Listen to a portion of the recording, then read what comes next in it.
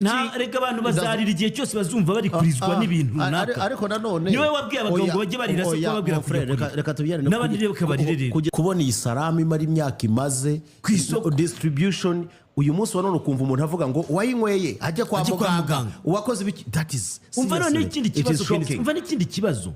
wenda tuvuge kwitujuje ubuziranenge bari nayimena ahubwo icyo ngusaba ni kimwe kugira ngo wenda tutaza no gukora amakosa mu bintu uyu munsi wa none wakora nk'umunyamakuru ukanshakira scientific evidence izo ni laboratory ni wari shaka hizi please reka ntuka ikibazo cyacu turashaka kuba banebwe niba baravuze yuko uwanyweye iyi ntuza agomba kujya kwa muganga uyifite ayimene vuba